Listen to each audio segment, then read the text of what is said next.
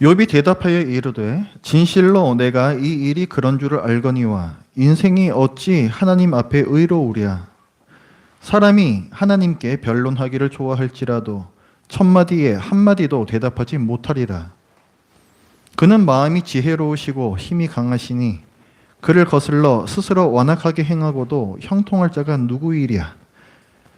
그가 진노하심으로 산을 무너뜨리시며 옮기실지라도 산이 깨닫지 못하며 그가 땅을 그 자리에서 움직이시니 그 기둥들이 흔들리도다. 그가 해를 명령하여 뜨지 못하게 하시며 별들을 가두시도다. 그가 홀로 하늘을 펴시며 바다 물결을 밟으시며 북두성과 삼성과 묘성과 남방의 밀실을 만드셨으며 측량할 수 없는 큰 일을 셀 수 없는 기이한 일을 행하시느니라. 그가 내 앞으로 지나시나 내가 보지 못하며 그가 내 앞으로 움직이시나 내가 깨닫지 못하느니라. 하나님이 빼앗으시면 누가 막을 수 있으며 무엇을 하시나이까 하고 누가 물을 수 있으랴. 하나님이 진노를 돌이키지 아니하시나니 라합을 돕는 자들이 그 밑에 굴복하겠거든 하물며 내가 감히 대답하겠으며 그 앞에서 무슨 말을 택하랴. 가령 내가 의로울지라도 대답하지 못하겠고 나를 심판하실 그에게 간구할 뿐이며 가령 내가 그를 부름으로 그가 내게 대답하셨을지라도 내 음성을 들으셨다고는 내가 믿지 아니하리라. 아멘. 욥이 연달아서 큰 재난을 당하자 욥의 친구들이 여기저기서 욥을 위로하기 위해서 찾아옵니다. 일주일 동안 서로 아무 말 없이 앉아 있다가 욥이 먼저 입을 열어서 나는 아무런 잘못이 없는데 이런 일이 일어났다라고 말했고, 이 말을 들은 친구들, 우리가 오늘 9장을 보고 있는데 앞에 8장에서 욥의 친구 세 사람 중 한 명인 빌닷이 얘기를 하는데 네가 죄를 지었기 때문에 하나님께서 벌을 내리신 것이다 라고 주장합니다. 이건 불순종의 저주라는 거고 뿌린 대로 거둔다라는 인과응보의 원리로 욥의 고난을 설명한 것입니다. 하나님께서는 분명 인과응보의 원리를 이 세상의 질서로 정하셨습니다. 만약에 이 원리가 없다면 죄를 처벌하는 법이란 있을 수가 없고 노동의 대가로 임금을 받는 경제란 있을 수가 없으며 자연현상을 설명하는 과학이 있을 수가 없습니다. 빌닷이 바로 이 자연계의 인과율을 말하면서 우리 인간사, 즉 욥이 당한 일에 적용시킵니다. 8장 11절부터의 말씀을 보면 왕골이 진펄 아닌 데서 크게 자라겠으며 갈대가 물 없는 데서 크게 자라겠느냐? 이런 것은 새순이도다 아직 뜯을 때가 되기 전에 다른 풀보다 일찍이 마르느니라. 하나님을 잊어버리는 자의 길은 다 이와 같고 저속한 자의 희망은 무너지리니. 앞에 보면은 왕골, 진펄, 갈대, 새순 이런 것들이 나오죠. 자연계에서 또 어떤 원인이 있어서 결과가 있다라는 것이고, 그래서 13절에 보면 하나님을 잊어버리는 자의 길은 다 이와 같다. 그 욥이 네가 이런 일을 당한 이유는 네가 악인이기 때문이다. 이렇게 연결시키는 거죠. 그랬더니 이제 욥이 반박을 해요. 1절, 오늘 그 1절부터 2절 말씀이에요. 욥이 대답하여 이르되, 대답입니다. 진실로 내가 이 일이 그런 줄을 알거니와. 나도 안다. 나도 안다. 내가 그거 모를까봐 이 얘기하고 있어요. 하나님께서 죄인에게 벌을 주시고 회개하는 자에게 자비를 베푸신다는 거 나도 안다. 욥은 실제로 그 사실을 잘 알고 있고 또 그렇게 살아왔던 사람이었다고 제가 지난 주일에 설명을 드렸습니다. 욥의 친구들은 여기저기서 온 사람들이죠. 그러니까 욥과 다른 곳에서 살다가 찾아온 사람들이에요. 그러니까 욥이 지금까지 어떻게 살았는지 잘 알겠어요? 모르겠어요? 모르죠. 욥이 정말로 그렇게 의롭게 살았던 사실을 몰라요. 이 욥의 친구들은. 게다가 저 하늘 위에서 하나님과 사탄 사이에 논쟁이 있었다는 사실, 그것도 모르죠. 그런데 욥의 고통을 설명하려 합니다. 뭘로? 자기네들이 유일하게 알고 있는 인과응보의 신학으로. 욥의 지금 왜 이런 고난이 닥쳤는지 자기가 알고 있는 걸로 추론하는 거예요. 이래서 이랬을 것이야. 그 얄팍한 신학 지식의 폭력성을 보십시오. 8장 4절에 보면 네 자녀들이 주께 죄를 지었으므로 주께서 그들을 그 죄에 버려두셨나니. 욥이 지금 10 자녀를 다 잃었죠. 그 사람한테 지금 뭐라고 얘기했어요? 네 자녀들이 죄를 지었기 때문에 그렇게 된 거야. 이렇게 알고 있어요. 그러면서 너도 빨리 회개해. 이게 10자녀들을 한꺼번에 잃은 사람한테 할 얘기입니까? 얼마나 이 가혹하고 잔인한 말입니까? 그러니까 그 얄팍한 신학을 인류적으로 다 적용할 때에 이런 결과가 나오는 거예요. 욥은 이 인과응보에 해서 값싼 회개의 신학을 결코 인정할 수 없었습니다. 왜냐하면 욥은 자기가 죄지지 않았다, 의롭다고 믿기 있기 때문에 그렇습니다. 오늘 그 9장의 21절에도 이렇게 시작해요. 나는 온전하다마는, 이렇게 시작해요. 나는 의롭다, 나는 하나님 앞에서 온전하다, 난 죄를 짓지 않았다, 여전히 확신을 하고 있습니다. 그리고 우리는 욥이 옳다는 것을 알고 있어요. 우린 지난주에 분명히 봤습니다. 욥은 하나님께서도 인정하신 당대의 의인이었습니다. 그리고 그의 자녀들 역시 심지어 마음으로도 하나님께 죄를 짓지 않으려는 그런 의인이었음이 틀림없어요. 왜냐하면 그의 아버지가 그렇게 가르쳤기 때문입니다. 그 아들들이 혹시 마음으로라도 죄를 지었을까 봐 대신 번제를 드려주던 것이 바로 욥이에요. 그 아버지를 매일 보는 자식이 어떻게 그렇게 잘하지가 않을 수가 있겠습니까? 그래서 욥은 인과응보의 규범적 지혜 바깥에 있는 지혜, 그러니까 반성적 지혜라고 말씀드렸는데, 저는 이것도 번역한 말인데 이거보다는 성찰적인 지혜라고 보는 게 더 좋을 것 같아요. 반성한다 보다는 성찰. 내가 이 삶을 이렇게 곰곰 되돌아보니 그렇다. 성찰적 지혜라고 저는 이제 표현을 하겠습니다. 그래서 이 성찰적 지혜로 고난을 설명을 하려고 해요. 이 성찰적 지혜란 무엇인가? 뿌린 대로 거둔다라는 하나님의 인과응보의 이 패턴을 뛰어넘는 하나님의 주권에 대한 지혜입니다. 우리가 지난주에 본 바와 같이 복을 주시든 화를 주시든 하나님께서 내게 무엇을 주시는 나는 그것을 그대로 받겠다라는 것이 바로 욥의 신앙 고백입니다. 그리고 욥은 지금도 하나님께서 절대적으로 의로우시고 선하심을 확신하고 있습니다. 오늘 9장 2절 그 뒷본에 보면 인생이 어찌 하나님 앞에 의로우랴. 하나님이 가장 의로우신 분이다. 뭐 가장 정도가 아니라 절대적으로 뭐 불의한 구석은 전혀 없으신 절대적으로 의로우신 분이시다. 확신하고 있습니다.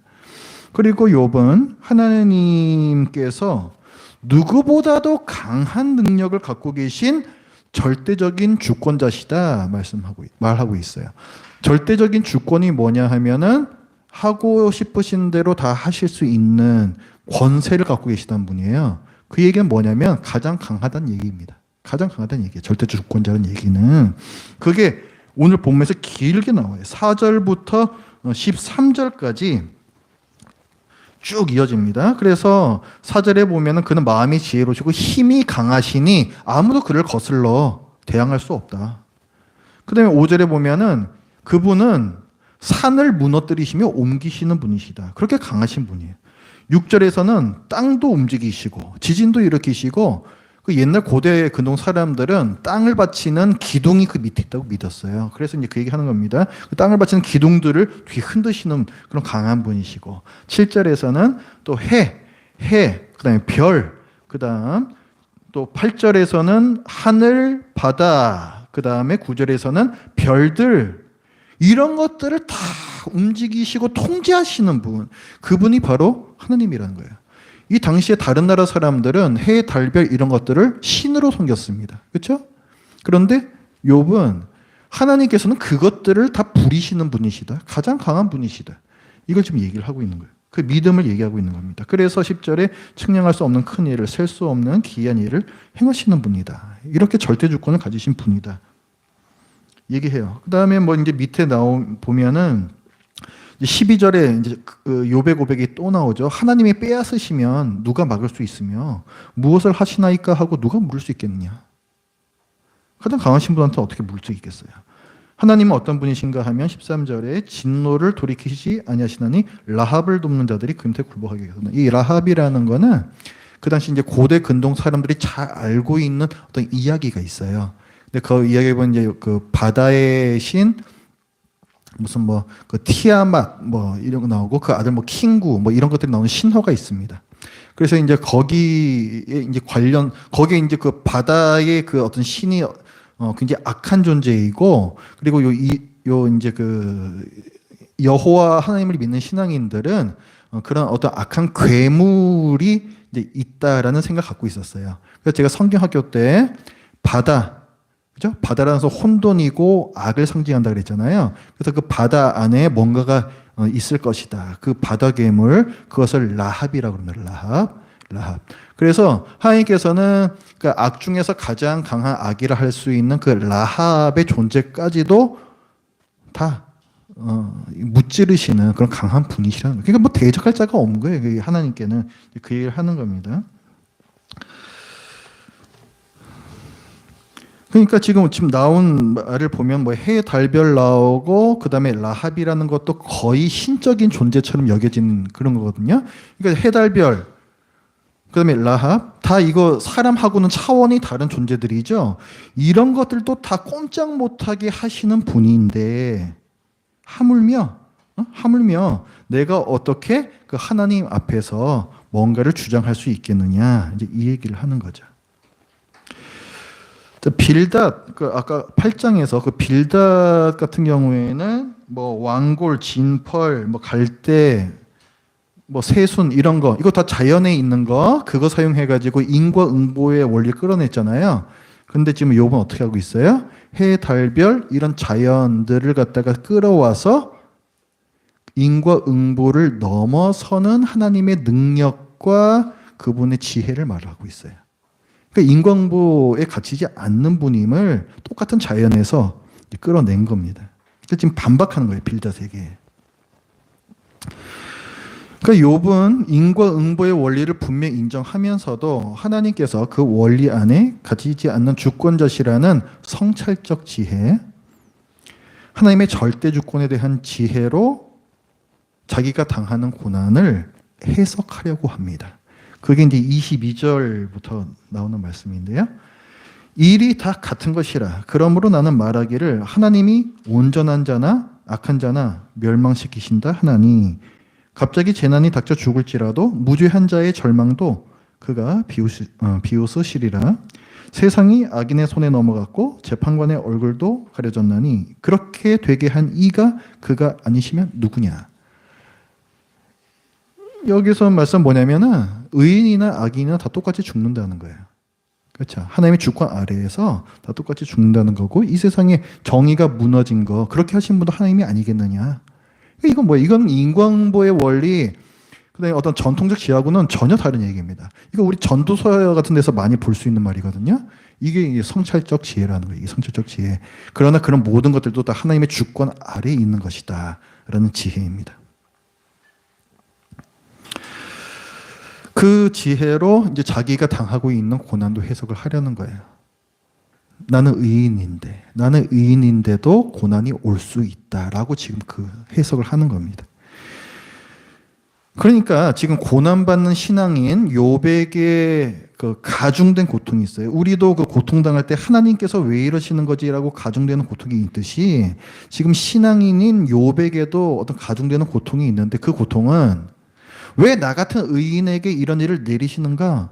하나님께서 잘못이다. 하나님께서 불의하시다. 라는 규범적 지혜에서 나오는 불만이나 원망이 아닙니다. 그게 아니야. 오히려 성찰적인 지혜, 하나님의 절대 주권 앞에서 그의 고통이 가중이 돼요. 왜 그 고통이 가중이 되는가? 우리도 더 마음 편해지지 않을까? 왜 그게 더 가중이 되는가? 욥에게는 좌절된 바람이 있어요. 그 바람이 뭐냐면 하나님께 말씀드리는 거예요. 하나님께 말씀드리는 거. 자기는 하나님께 뭔가 말씀드리고 싶은 거예요. 뭘 말하고 싶냐? 이제 그만하셨으면 좋겠습니다. 라고 말씀드리고 싶은 거예요. 그게 이게 34절에 나옵니다. 주께서 그의 막대기를 내게서 떠나게 하시고 그의 위엄이 나를 두렵게 하지 아니하시기를 원하노라. 이게 욥의 바람이에요. 이게 욥의 바람. 하나님께 나아가서 이제 막대기 좀 걷어주세요. 이제 좀 그만 좀 해주세요. 라고 말하고 싶은 거예요. 욥은 스스로 의인이라고 믿고 있습니다. 그리고 그게 사실이기도 하죠. 그렇다면 욥이 받고 있는 이 고난은 인과응보에서 온 것이 아니라 하나님의 절대 주권에서 나온 것일 수밖에 없습니다. 그렇죠? 그런데 이 절대 주권을 받아들이고 나니 이제 그만하세요라고 말하는 것 자체가 절대 주권자 앞에서 불손함이고 소용없는 일처럼 보이는 거죠. 그렇게 되겠죠. 왜 그런 말 해봐야 소용이 없겠습니까? 하나님께서 내가 왜 그만해야 하느냐? 내가 불의하다는 얘기냐? 이렇게 반문하시면 할 말이 없어요.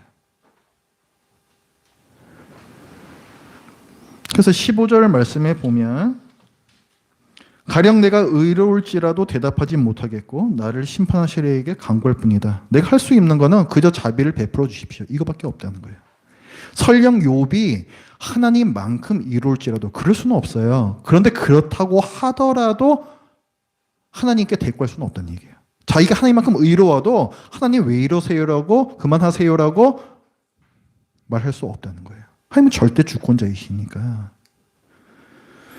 그리고 16절에서는 가령 내가 그를 부름으로, 이 부른다는 거는 소환한다는 얘기예요. 이거 재판정에서의 용어입니다. 그 피고, 증인, 소환하는 거 있잖아요. 그걸 얘기하는 거예요. 그래서 가령 내가 하나님을 소환해서 그가 내게 뭔가 이렇게 대답하셨을지라도 내 음성을 들으셨다고는 내가 믿지 아니하리라. 이건 무슨 말인가?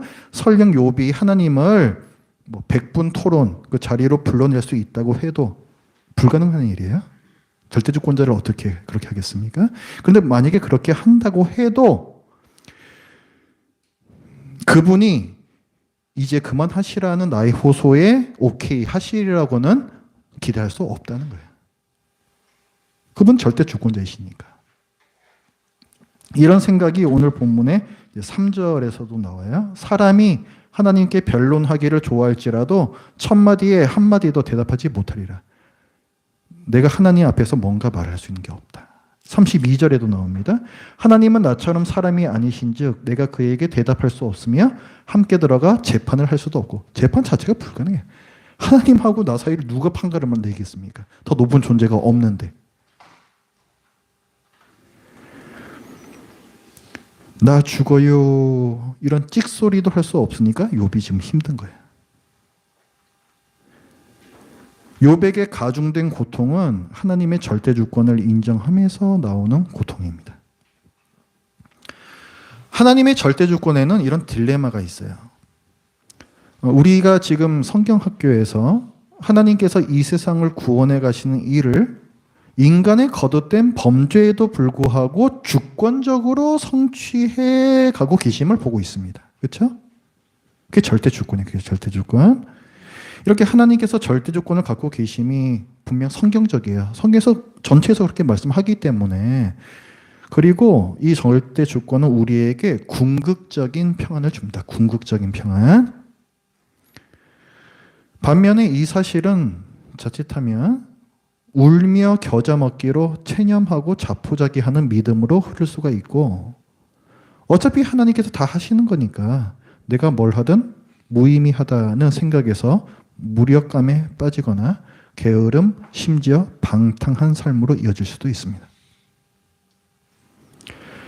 이것은 하나님의 절대 주권은 인정하되 하나님께서 일을 이루어 가시는 방법을 간과하는 오류입니다.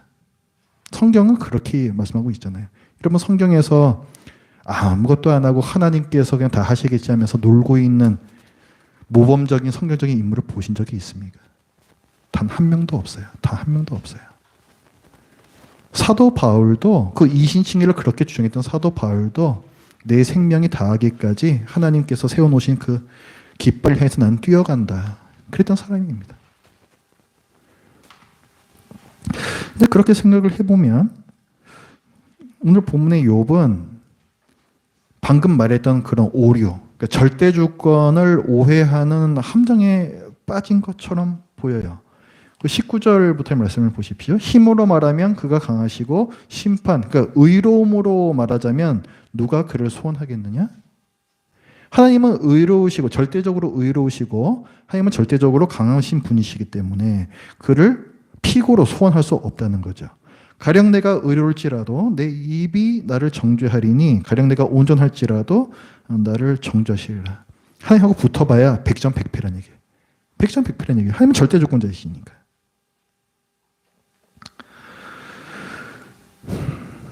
그러니까 지금 우리가 이렇게 욥을 보면 절대적으로 의로우시고 절대적으로 강하신 분 앞에서 무력감과 낙심과 절망을 느끼고 있는 것 같습니다. 그런데 정말 욥이 하나님의 절대주권을 오해하는 함정에 빠진 것일까? 날 죽이든 살리든 그분이 하시는 일이고 나는 그분 앞에 나아가 나 죽어요 한마디 말도 붙일 수 없다는, 그래서 그저 주저앉아서 자기 신세 한탄만 하고 있는 것일까? 아닙니다. 그게 아니에요. 자, 오늘 욥의 이 긴 말은 대답이에요. 대답. 그죠? 1절에 나와 있잖아요. 욥이 대답하여 말했다고. 누구의 말에 대한 대답이에요? 8장에 나오는 빌닷, 그 욥의 친구에 대한 말에 대한 대답이란 말이에요. 빌닷이 뭘 말했어요? 너 빨리 회개 기도해라. 너 왜 그래 가만히 있어? 왜 그렇게 잠잠히 있는 거야? 빨리 회개 기도해. 그 말에 대한 반박이거든요.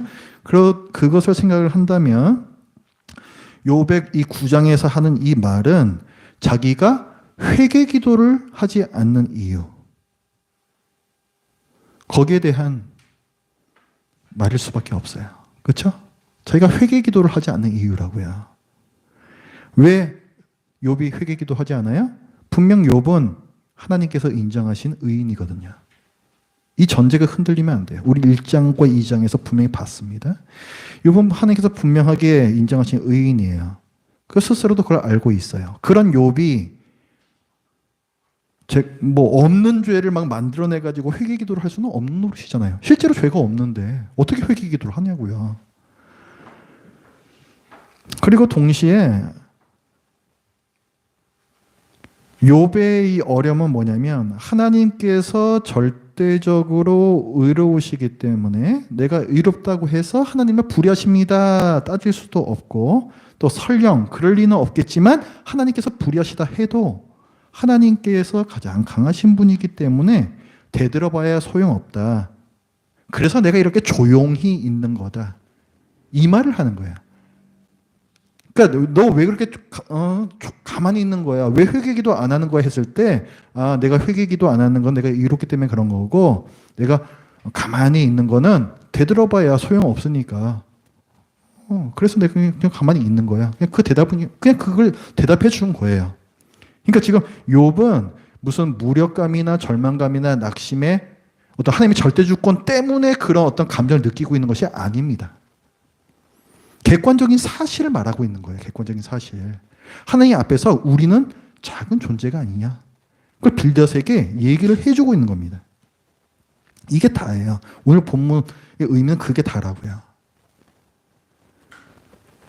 욥은 하나님의 절대주권을 오해하는 함정에 빠지지 않았습니다. 이 함정에는 오히려 우리가 종종 빠지죠. 위대하신 하나님 앞에서 나는 작고 작다라는 옳은 생각이, 그러니 나는 아무 일도 할 수 없고 하지 않겠다라고 잘못 이어지면 그다음부터 이제 어떤 모습이 나타나느냐? 내가 전도하지 않아도 하나님께서 예정하신 사람은 하나님께서 다 구원하실 것이다.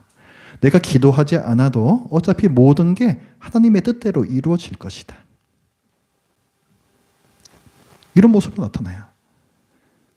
근데 성경은 뭐라고 말합니까? 하나님께서 전도에 미련한 방법으로 구원하기로 하셨다. 하나님의 방법이 나오죠. 절대자 주권자의 그분께서 쓰시는 방법이 나온다고요.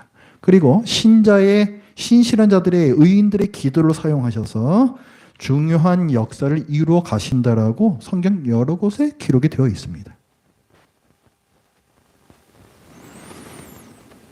하나님 앞에서 내가 무력하고 작고자금을 인정하는 것과 내가 하나님을 위해서 아무것도 할 수도 없고 하지도 않겠다는 얘기는 전혀 다른 얘기입니다. 절대주권을 오해하면 이게 왜 매력적이냐면 나의 게으름을 합리화시켜줘요. 하나님께서 다 하실 텐데 나는 아무것도 하지 않아도 되는데 얼마나 듣기 편합니까? 나는 더 이상 할 게 없는 거예요. 게으름의 합리화란 거예요. 이게. 분명히 내가 안 해도 하나님께서 다 이루실 거예요. 그 사실은 분명합니다. 그러나 그만큼 분명한 또 하나의 진실은 나중에 하나님 앞에 갔을 때 하나님께서 나를 맡기신 한 달란트로 내 장사를 하지 않고 땅에 묻어둔 종, 자기 할 일만 하면서 내 장사에는 무관심하며 아무것도 하지 않은 게으른 종이라고 책망하시며 이 무익한 종을 바깥 어두운 데로 내쫓으라 말씀하실 거고 나는 거기서 슬피 울며 이를 갈리라는 사실이에요. 그거 누가 말씀하신 거예요? 우리를 구원하기 위해 오신 우리 주님께서, 다름 아닌 우리 주님께서 말씀하신 바입니다. 당신의 피로 우리를 대속하시기 위해, 우리 죄를 씻어주시기 위해, 우리를 의인으로 만들어주시기 위해 오셨던 바로 그분께서 이 말씀을 하셨습니다. 그러니까 정신 번쩍 차려야 되는 거예요. 정신 번쩍 차려야 되는 거예요, 우리가. 이 말씀 뒤에 뭐가 나와요? 인자가 다시 오는 날에, 그러니까 예수님께서 재림하시는 날에 양과 염소를 구분하리라. 바로 이어서 나옵니다.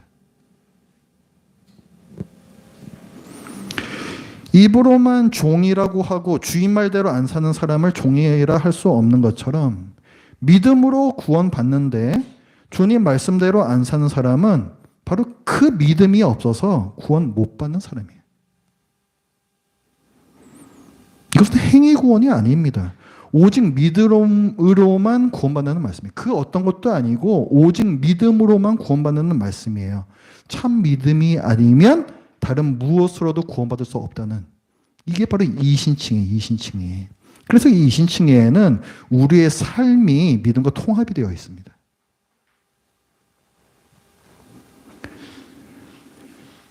지난주 성경학교에서 우리는 하나님 나라가 예수님의 초림으로 이미 이 땅에서 시작되었다. 이 하나님 나라는 하나님께서 단독적으로 완성시킬 것이며 우리가 뭘 어찌 한다고 해서 그날을 앞당길 수 있는 것이 아니다. 이 말씀을 드렸고, 그런데 또 하나를 말씀드렸죠. 하나님께서 우리 신자들에게 이미 시작된 하나님 나라의 왕과 제사장으로 살라는 사명을 주셨다. 하나님을 사랑하고 이웃을 사랑하며 정의를, 사랑을 베푸는 삶을 살라는 사명을 주셨다. 그 부분도 제가 분명히 말씀드렸습니다. 하나님의 절대 주권 때문에 신자의 의무와 사명을 무시하는 오류로 빠지면 안 됩니다. 이걸 오해하면 내가 할 일 무시하고 하나님과의 인격적 교제, 기도 안 해요, 그러면. 그다음부터 기도할 필요가 없는데, 뭐 하러 기도해요? 다 알아서 하실 텐데. 그런 것들 다 소홀히 하게 됩니다. 하나님께서 다 알아서 하실 것이다. 나는 아무것도 하지 않아도 된다. 이것은 그 일을 이루시는 하나님의 주권은 잘 인정했지만 하나님께서 그 일을 이루시기 위해 우리에게 명하신 방법이 있어요. 방법이 있다고요. 그걸 무시하는 게으름과 불순종의 죄이며 성경에서 말씀하는 바와 상반되는 이단적 사상임을 꼭 기억하십시오.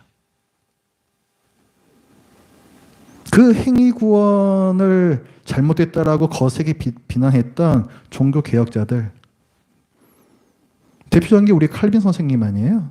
칼빈 선생님도 이신칭이 우리는 믿음으로 구원받는다, 이것을 강조하면서 동시에 그러나 우리가 행위가 없는 이런 잘못된 생각으로 오류로 빠져서는 안 된다라고 분명히 못을 박았어요. 그 안에서. 성경 전체를 잘 이해를 한 겁니다. 칼빈 선생님. 당연히. 근데 이런 칼빈 선생님의 사실 뭐 성경적인 생각이죠. 이걸 갖다 오해해가지고 하나님의 절대주권 얼마나 은혜로워요. 얼마나 은혜롭습니까? 거저 받는 것이 구원, 은혜고 얼마나 은혜롭습니까? 맞는데 그것만 아주 극단적으로 밀어붙여가지고 우리 사람은 쉽게 말해 그냥 내 멋대로 살아도 돼. 이렇게 나간 게 뭐냐면 그게 이제 칼빈주의를 넘어선 어떤 사상이에요, 그게. 그래서 그걸 넘어선다는 얘기예요. 하이퍼 칼빈이즘이라고 부르는 이단이에요, 그게. 그게 이단이에요. 그러니까 오늘날에도 그 아류가 뭐냐면 구원파 이단. 이게 그런 애들이에요, 그 애들이. 구원만 받으면 됐다는 거예요. 우리가 뭔가를 하나님을 위해서 한다라는 것은 하나님의 은혜를 갉아먹는 죄라는 거예요. 말도 안 되는 얘기 하고 있습니다. 성경에서 그렇게 말하고 있지 않은데? 근데 우리도 그런 잘못된 생각에 빠질 수 있다고요. 특히 이런 어떤 이게 지금 다 개혁 신학이라고 부르는 부분들인데 개혁 신학의 어떤 그 맛을 이제 보기 시작한 그 초보자들이 이런 오류에 많이 빠져요. 하나님의 절대주권 그 은혜가 너무 이게 달콤하거든요. 그래서 극단으로 그냥 가버리는 분들이 많이 있습니다. 제 주위에서도 많이 봤어요. 그러나 그것은 이단적인 사상이에요. 그건 아니에요. 그리고 하나님의 절대적 의로움과 절대 주권 덕분에 우리가 누리는 큰 복을 이제 말씀을 드리겠습니다. 제가 한번 여러분께 여쭤볼게요. 하나님께서 의로운 욥 맞잖아요. 욥은 의롭잖아요. 분명히 하나님께서 인정하신 이런 사람이잖아요. 이런 욥에게 고통을 주셔도 괜찮다고 생각하십니까? 어떠세요? 지금 당하고 있는 이 고통, 우리는 한 가지라도 받으면은 정말 죽어버릴 것 같은 그런 고통을 다 여러 개 연달아 당했잖아요. 이렇게 고통 주시는 게 그래도 괜찮다고 생각하세요? 어떻게 생각하세요? 여러분한테 주시면 고분고분 받으실 거예요? 솔직하게 생각하세요. 솔직하게. 이 일이 정당합니까? 사탄과의 논쟁에서 이기는 게 당사자에게 끔찍한 고난들을 주셔야 할 만큼 그렇게 중요한 일인가요? 어떻게 생각하세요?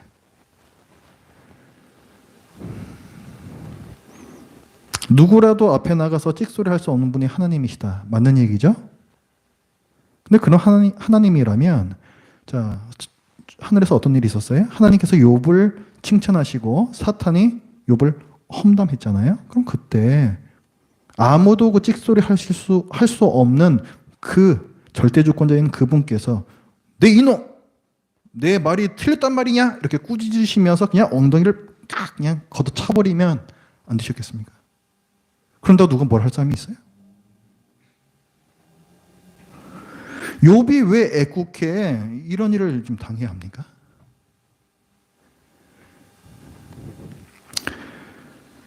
이 욥기는요 끝까지 욥에게 허락하신 이 고통이 정당한지에 대해서는 말하지 않습니다. 말하지 않아요. 단지 하나님의 주권에 의한 일이라고. 오늘 본문 그 10절에서 그 욥이 말하는 것처럼 측량할 수 없는 큰 일을 셀 수 없는 기이한 일을 행하시는 분이 그냥 하나님이시라고 끝까지 그 얘기를 합니다. 욥기는. 이 말은 무슨 말이냐면 이게 과연 정당한 일이냐에 대해서 우리가 가타부타 논할 자격이 없다는 거예요. 그것은 사실입니다. 우린 그런 자격이 없어요. 자, 그러면 만약에 의로운 욥에게 주신 고통의 정당성을 우리가 논할 수 없다면 완전히 의로우신 예수님께 주신 고통의 정당성 역시 우리가 논할 수 없죠. 그렇죠? 불신자들이 얘기합니다. 하나님이 사람 만들어 놓고 지옥 보내는 게 정당하냐? 뭐 예수가 널 위해 죽었다고? 다른 사람이 나 대신 벌 받고 죽는 게 그게 정당한 일이야? 그 사람 무슨 죄야?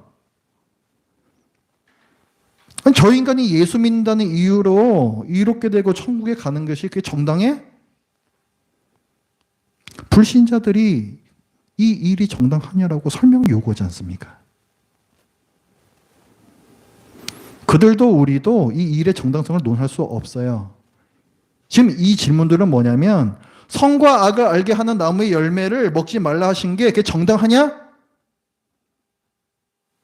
뱀이 꼬셨던 바로 그 얘기하고 똑같은 거예요, 이거는. 그렇잖아요. 하나님께서 정해 놓으시고 이게 죄다 하시면 죄인 거고 의롭다 하시면 의로운 겁니다. 왜냐하면 하나님은 절대적으로 의로우시며 누구보다도 강하신 분이니까 설사 불의하셔도 가장 강하시기 때문에 아무도 그 앞에서 찍소리 할 수가 없는데 하나님께서는 자기 아들을 우리 대신 처형하심으로 의롭기까지 하세요. 정의를 무너뜨리지 않으셨다고요. 예수 그리스도를 통해서 우리를 의롭다 하신 하나님께서는 의로우십니다. 사도 바울은 로마서 3장에서 이렇게 얘기합니다. 이 예수를 하나님이 그의 피로써 믿음으로 말미암아 화목제물로 세우셨으니 이는 하나님께서 길이 참으시는 중에 전에 지은 죄를 간과하심으로 자기의 의로움을 나타내려 하심이니 예수 그리스도를 죽이셔서 우리 죄를 씻어주신 것. 이것은 자기의 의로우심, 하나님이 이로우시다는 사실을 나타내려 하심이니 곧 이때에 자기의 의로움을 나타내사 또 한 번 말하고 있어요. 자기도 의로우시며 세 번째 얘기했어요. 또한 예수를 믿는 자들을 의롭다 하려 하심이라. 우리가 의롭다 함을 받은 그 사건에는 하나님께서 의롭다 함을 증명하신 사건도 같이 포함이 되어 있습니다. 아주 긴밀하게 묶여 있어요. 예수 그리스도의 대속으로 인해서. 우리가 겪는 모든 일에 대해서 이유를 알 수 없을 때 우리가 이것이 과연 정당합니까? 물을 수도 없고 대답도 주시지가 않을 때 하나님께는 우리에게 조목조목 모든 것을 다 설명하셔야 할 의무가 없음을 기억하십시오. 하나님께 그런 의무가 없어요. 우리까지 그게 뭐라고? 왜 다 설명하라고 요구를 하냐고요? 왜 하나님한테? 의심이 들고 원망이 생기려 할 때 하나만 기억하면 다 끝나는 거예요. 예수님께서 나 대신 죽으셨다. 이것만 기억하면은 올킬이에요, 올킬. 다 끝나는 거예요. 절대적으로 의롭고 가장 강하신 하나님께서 자기 아들을 내어주시기까지 나를 사랑하셨구나. 이 사실을 기억하면 끝나는 겁니다. 우리가 알 수도 없고 헤아릴 수도 없는 큰일, 귀한 일을 하고 계심, 욥이 고백했던 것처럼 그 사실을 알고 하나님께서 나를 사랑하신다는 그 사실을 알면은 내가 모든 대답을 갖고 있어야 할 필요가 없는 거예요. 그러면 그게 신뢰라는 거예요. 그게 신뢰. 다 아니까 믿는 게 그게 신뢰예요? 몰라도 믿는 게 신뢰라고요. 몰라도 믿는 거. 그게 믿음이란 거예요. 그 우리를 구원하는 믿음. 아브라함이 뭐 어디 갈지 알고 떠났어요? 그냥 하나님이 그냥 가라고 하시니까 그냥 믿고 떠나는 거 아니에요. 그게 신뢰고 그게 믿음이라고요. 이삭은 어떻게 내놨어요? 잘못하고 내놨어요. 다시 살리실 거야. 잘못하고 내놨다고요. 근데 어쨌든 하나님께서 뭐 알아서 하실 거예요. 나 하나님이 믿어. 그 믿음으로 이삭 내놓은 거 아니에요. 그게 믿음이고 신뢰라고요. 그게. 우리가 그 이유를 다 알 필요가 없어요. 절대적으로 의로우시고 전능하신 하나님께서 우리를 사랑하셔서 내 기도를 들으신다라는 사실을 기억하십시오. 그리고 십자가를 기억하세요. 십자가에는 악인이 벌받는다, 죄인이 벌받는다라는 규범적 지혜와 하나님께서 주권적으로 죄인인 우리를 구원하셨다라는 성찰적 지혜가 같이 녹아져 있습니다. 통합돼서 녹아져 있어서 그 안에. 그러니까 십자가를 기억하시라고, 십자가를. 내가 이해할 수 없고 답답할 때. 이 두 가지 지혜, 규범적 지혜와 성찰적 지혜를 모두 생각하시면서 하나님을 신뢰하시기 바랍니다. 기도하겠습니다. 하나님 아버지, 오늘 욥의 이야기를 통해서 이렇게 욥은 실수하지 않았지만 또 저희들이 실수하고 빠질 수 있는 오류에 대해서 살펴보았습니다. 그리고 저희들이 힘들고 외로울 때 하나님의 절대 조건을 인해서 나락으로 빠져들어는 것이 아니라 오히려 그것으로 인해서 저희들이 십자가를 바라보고 다시금 소망을 가질 수 있다는 사실도 저희들이 알았습니다. 하나님 아버지시여, 하나님의 절대 주권을 저희들이 바르게 이해할 수 있도록 지혜를 주시옵소서. 하나님 아버지시여, 저희들의 게으름이 하나님의 절대 주권을 이용하지 않도록 저희의 마음을 단속하겠습니다. 하나님 아버지시여, 저희들이 이 세상 그저 넉넉고 살아가지 않고 하나님께서 우리를 왜 이 세상에 보내셨는지, 우리가 지금 어떤 사명을 갖고 있는지 분명한 인식을 가지고 저희들에게 주신 인생 살아가겠습니다. 예수님의 이름으로 기도드립니다. 아멘. 찬송가 200